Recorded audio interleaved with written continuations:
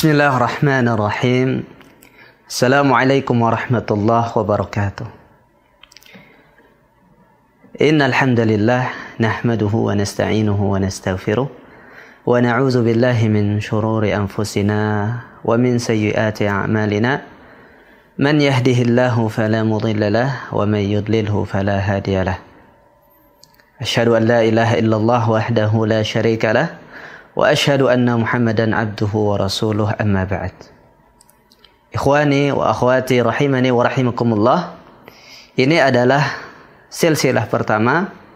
Ini adalah episode 1 dari rangkaian pelajaran kita insyaallah taala bersama kitab yang sangat fenomenal, kitab yang sangat terkenal yang kita namakan, dikenal di Nusantara bahkan di dunia internasional, itu kitab Al-Muqaddimah Al-Ajurrumiyah.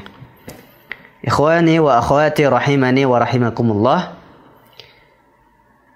Di sesi 1 ini insyaallah taala kita akan sedikit, tentunya kita sangat butuh dengan ta'arufan, atau kita akan kenal, kita akan mengupas sedikit tentang kitab ini, tentang metode yang dipakai di kitab ini, tentang betapa pentingnya kitab ini untuk kita pelajari. Pertama, ikhwani wa akhwati rahimani wa rahimakumullah, pentingnya kitab ini adalah yang pertama karena kitab ini mengandung atau mengumpulkan di dalamnya secara global tentang ilmu nahwu. Jadi bahasa Arab itu khususnya tentang grammar, tentang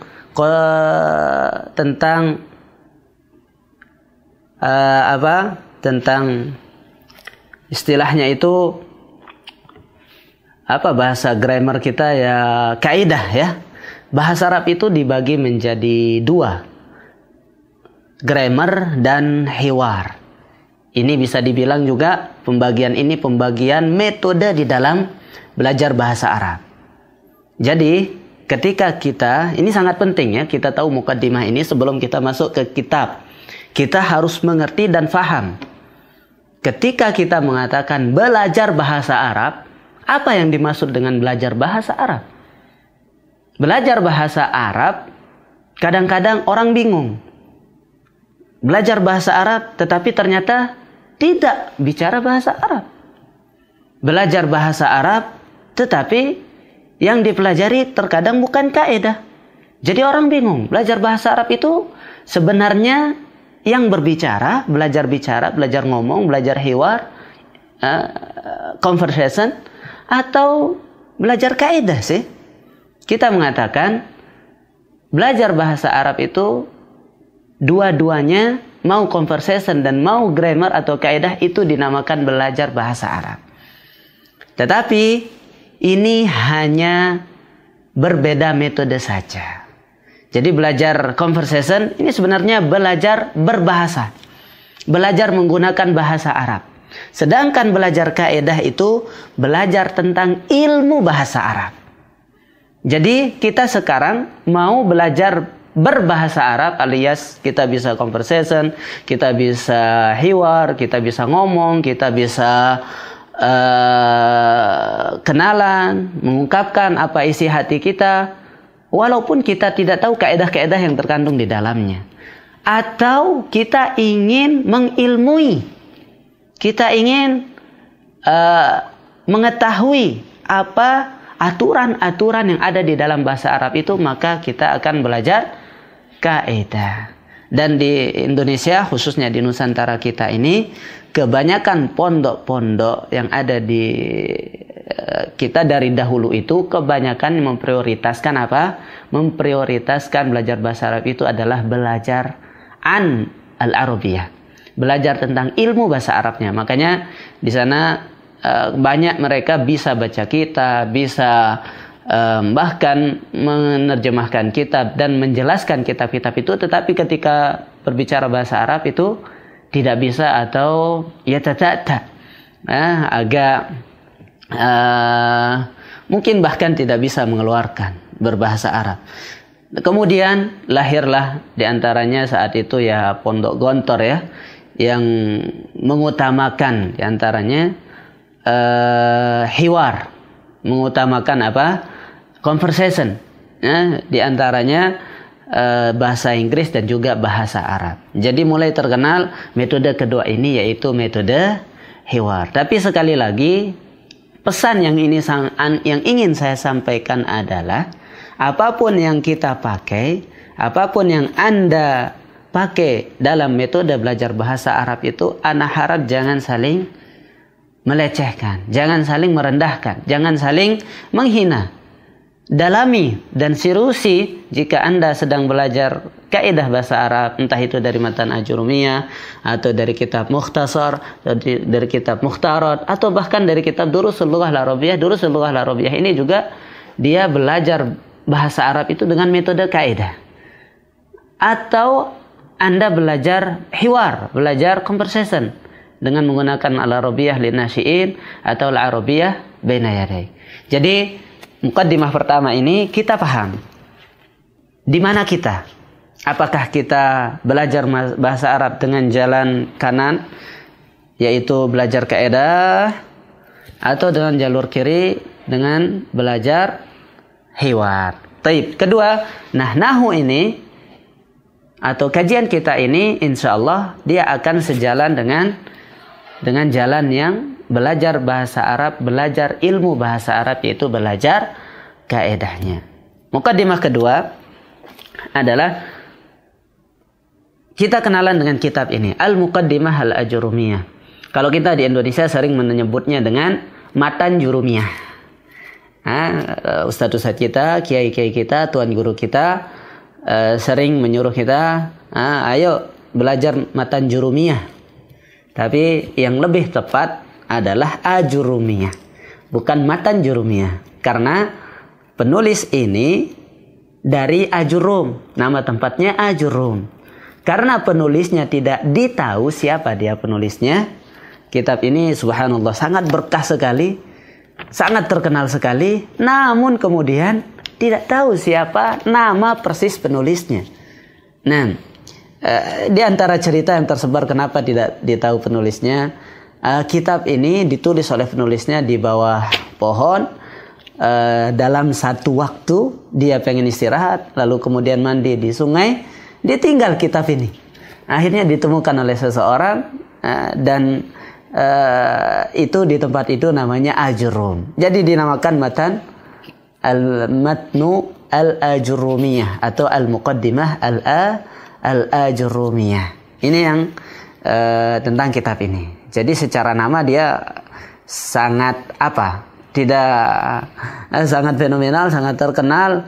Bisa dibilang tak satu pun pondok kecuali dia mengetahui kitab ini. Semua pondok, apapun dia latar belakangnya, apapun dia pegangannya, kebanyakannya pegang kitab ini. Bahkan dulu saya pernah mondok di salah satu pondok di Lombok ini. Anak kira belajar agama itu hanya nahwu. Anak pergi mondok itu seolah-olah anak kan pergi mondok itu saat itu MTS, pergi mondok, tetapi kenapa kok pagi, siang dan malam itu yang kita pelajari nahwu? Paginya kita i'rab, kemudian dijelaskan. Siangnya kita i'rab, kemudian dijelaskan. Nah, sorenya itu i'rab, kemudian dijelaskan. Malamnya juga i'rab, kemudian dijelaskan. Jadi anak bisa bilang zikir pagi dan petang kita adalah nahwu, i'rab. Seolah bahkan apapun pelajarannya, mau belajar fikih, mau belajar waris, mau belajar apapun, pasti di muqaddimah dengan i'rab dulu. Ya, kitabnya kita i'rab dulu. Misalnya belajar matan Jurumiyah dulu. Misalnya babul kalam. Al-kalam huwa al-lafzul murakkabul mufidu bil wad'i. Dulu kita, sebelum kita dijelaskan tentang kalimat ini, kita akan meng-i'rab bersama-sama. Contohnya al-kalamu huwa al-lafzul murakkabu bil wad'i. Al-kalamu mubtada'un marfu'un bil ibtida' wa alamatu raf'ihi dhammatun zahiratun fi akhirih. Jadi kita i'rab itu bersama-sama. Tentunya ketika saya datang pertama kali di kampung tidak pernah mendengar i'rab seperti ini, ana kira orang-orang sedang baca doa. Padahal dia sedang meng-i'rab. Dia sedang i'rab itu menjelaskan status kalimat-kalimat yang di sana. Al-kalamu apa statusnya, kenapa dia dibaca kalamu, kenapa enggak kalami. Itu dia menjelaskan per kalimat. Jadi subhanallah, kitab ini sangat penting. Kitab ini sangat terkenal. Bahkan bukan hanya di pondok-pondok kita di Indonesia. Alhamdulillah, di antaranya kitab ini juga masuk di kelompok kitab-kitab matan yang harus dipelajari seorang penuntut ilmu, yaitu nama kelompok kitab ini adalah Mutun Talibil Ilmi. Kitab Mutun Talibil Ilmi ini yang sekarang mungkin sudah level 5 ya, ada tamhidinya level 1, 2, 3, 4, kemudian 5-nya Bulughul Maram. Nah, nahu ini ada di level 3. Matan Al-Ajrumiyah ini ditaruh di level 3. Nanti insyaallah PDF yang kita akan tampilkan itu kita ambil dari PDF Mutun Talibil Ilmi.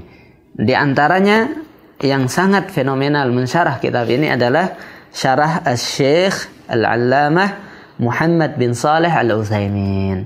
Nah, ini yang ana pegang ini, kitab ini adalah di antara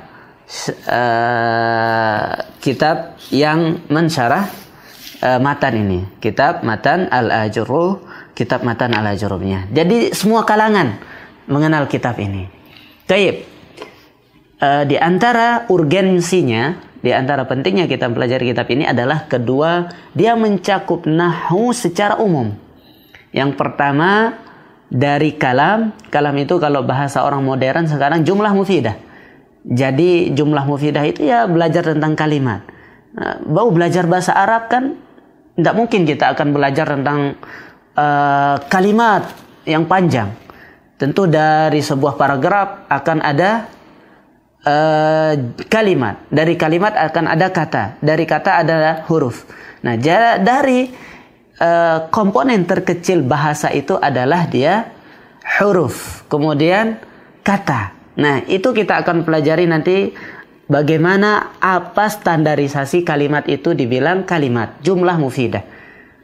Kalimat yang benar atau kalimat yang lengkap itu kayak apa di dalam bahasa Arab. Dan kemudian kalimat ini susunannya dari apa?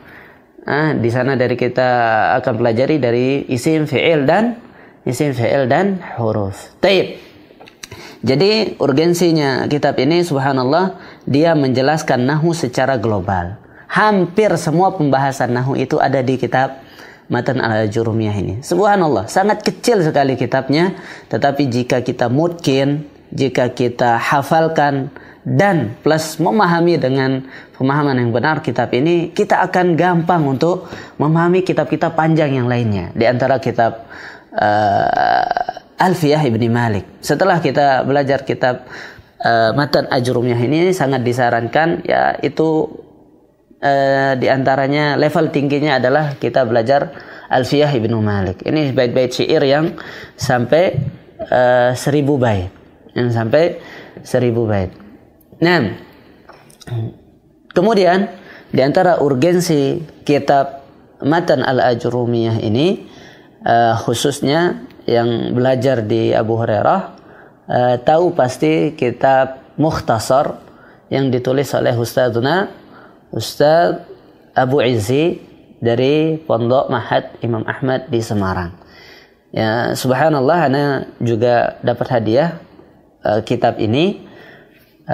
Setelah ana lihat, subhanallah, maraji saja kita lihat, di antara referensi pertama beliau untuk menulis kitab itu adalah Matan Ajrumiyah. Kemudian di antara referensi kedua, 3 dan 4 itu adalah syarah-syarah Matan Ajrumiyah. Dan setelah ana melihat isinya, saya penasaran dari Matan Ajrumiyah dan dari syarah-syarahnya Matan Ajrumiyah, di antaranya syarah Dahlan, kalau bahasa kita di pondok itu syarah Dahlan, yaitu Mukhtasar Jiddan namanya. Kemudian Al-Kawakib, kemudian beberapa syarah dari, termasuk syarah Syekh Shalih Al-Utsaimin. Nah, ana penasaran lihat isinya. Subhanallah, bisa ana bilang sebenarnya kitab Mukhtasar ini sebenarnya kitab Matan Ajrumiyah yang dibagankan, yang dibuatin bagan, kemudian ditambahkan dari syarah-syarahnya, kemudian ditambah sedikit-sedikit. Jadi kitab Mukhtasar ini juga subhanallah ternyata sangat bisa dibilang marja utamanya itu adalah matan Ajurumiyah. Jadi kitab yang akan kita pelajari ini betul-betul memang kitab fenomenal. Betul-betul memang kitab yang sangat penting khususnya bagi yang ingin belajar kaidah bahasa Arab. Jadi kalau ingin belajar hiwar tentunya bukan dengan belajar kitab ini. Saya sangat sarankan belajar hiwar dengan kitab-kitab yang seperti Nasi'in atau kitab Al-Arabiyah Baina Yadaik atau kitab Silsilah dari Livia atau kitab lengkap dari Durusul Lughah. Kalau Durusul Lughahnya saja kaidah, tetapi kalau kita Durusul Lughah plus kitab Durusul Lughah itu punya kawan-kawan. Nah, minimal dia setiap level itu kawannya ada 7.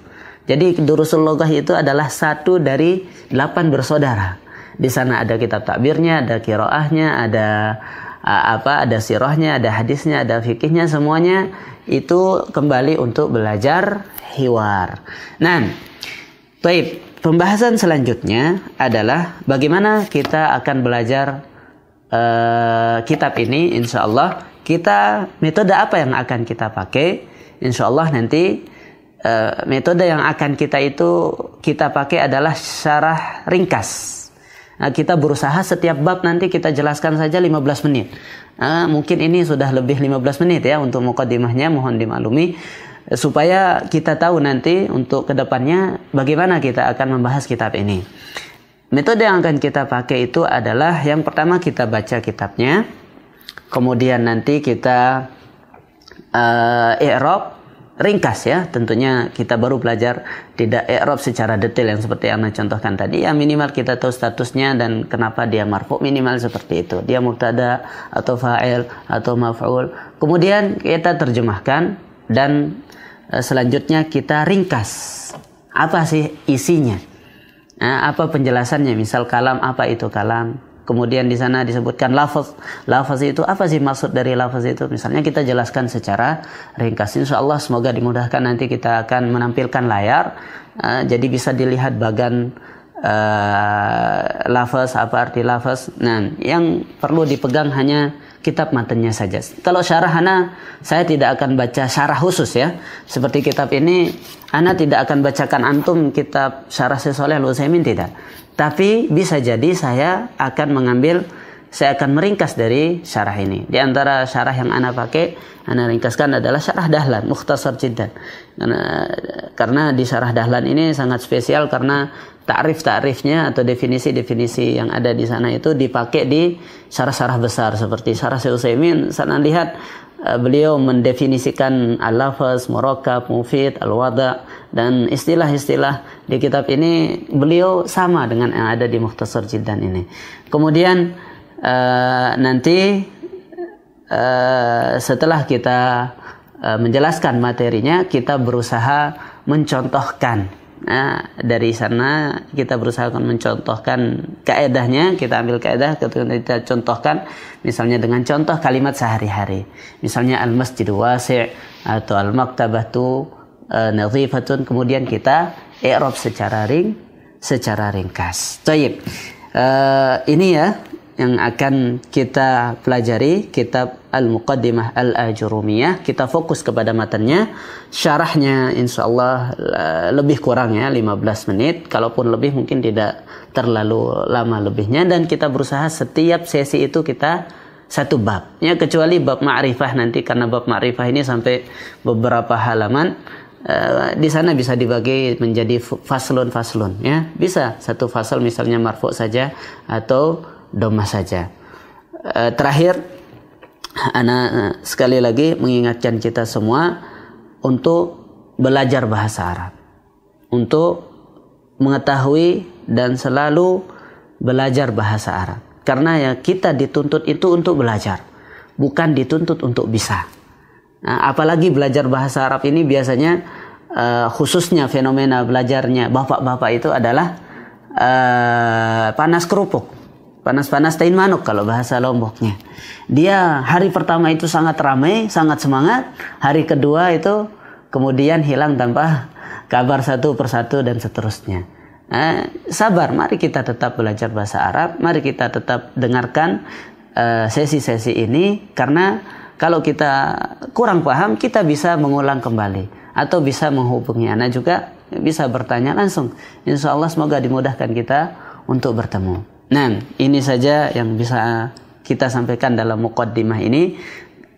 Semoga kita dimudahkan untuk melanjutkan belajar langsung menjelaskan kitab Al-Muqaddimah Al-Ajurumiyah ini. Insya Allah pada sesi kedua nanti kita akan mulai di Babul Kalam. Jazakumullah khairan katsira. Semoga Allah memberikan kita ilmu yang bermanfaat. Semoga Allah mengajarkan kita sebagaimana Allah mengajarkan Nabi kita, Nabi Ibrahim.